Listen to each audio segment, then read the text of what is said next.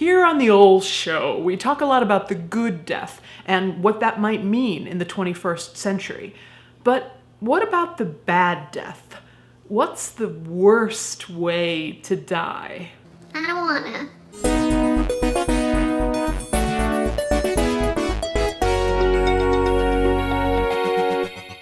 There are actually a lot of differences in how a culture describes their good death. I want to die outside. I want to die free of sin. I want to die in battle. I want to die sitting up. I want to die on a Tuesday. But cross-culturally, the bad death tends to be somewhat the same.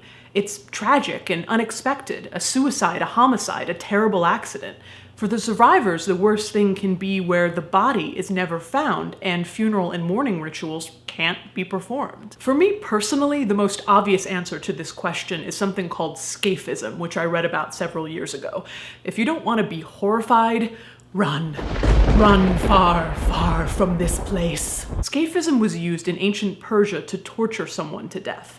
First, your body is stripped naked and you're put between two hollowed out logs with your head and limbs sticking out. Then they pour honey all over you and force you to ingest milk and honey, which causes diarrhea, filling up the inside of the log and attracting insects. Then they leave you in, say, a stagnant pond to be slowly eaten, but they come back every day to force you to eat more milk and honey so you don't die right away, eventually succumbing to exposure, dehydration, shock, and delirium.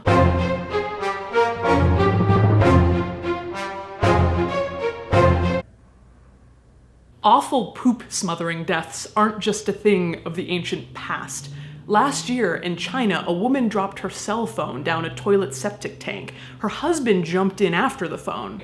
What? And passed out from the fumes. Then his mother went in after her son. What? But she fainted too. By the time they pulled them out, they were both dead.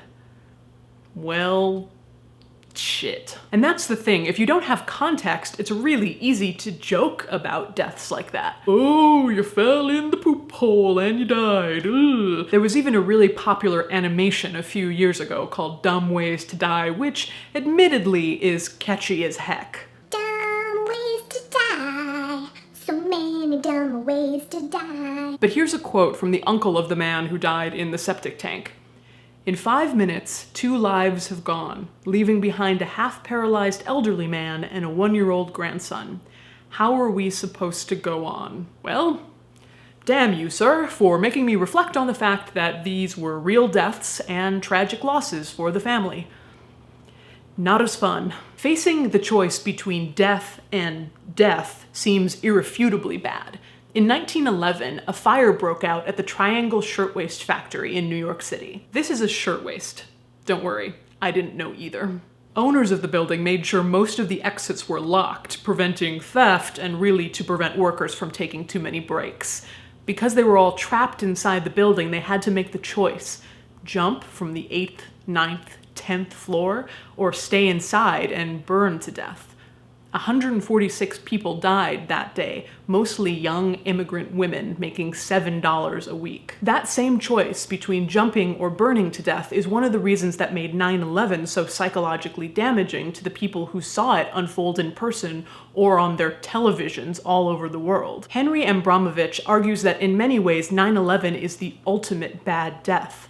Sudden, unexpected, brutal, bloody, carried out with vengeance, and for the survivors, so many missing bodies, not really allowing them to mourn. What would an expert say about the worst way to die question? Like a real expert, not like a Caitlin expert. Last weekend, we held a death salon at the Getty Villa, and we had an Ask a Mortician, Ask a Medical Examiner session with my friend, Dr. Judy Melnick. One of the questions we got was, what is the worst thing you've ever seen?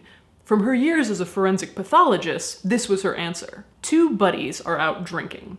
One guy thinks the other guy is hitting on his girlfriend, so he starts beating him up and throws him into an open manhole. There's a broken water main nearby, so at the bottom of the manhole is a pool of boiling water. When emergency services arrived, the man was still alive, reaching up and screaming for help. They couldn't get him out for another 3 hours. When they finally did, they took his temperature and it read 125 degrees, but likely only because that's as high as the thermometer goes. When Dr. Judy did his autopsy, he was like a lobster. His organs literally cooked as he had been boiled alive. So if you're really depressed right now, here's a fun fact to cheer you up. Dr. Judy says that after a few days, your cat is much more likely to eat your dead body than your dog. Not helping? Even a little bit? Mew. Now, worst way to die is subjective, cultural, as well as individual, playing on your specific fears. Confined spaces, drowning, bugs. Tell me your fears in the comments. I won't use them against you. No.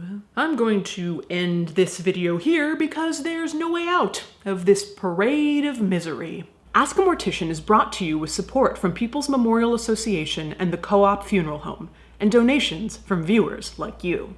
As a note, Dr. Judy wrote Working Stiff with her husband, TJ Mitchell, and it's really straightforward, unglamorous, deathy stuff, and I'm gonna recommend it because I think you guys will really like it.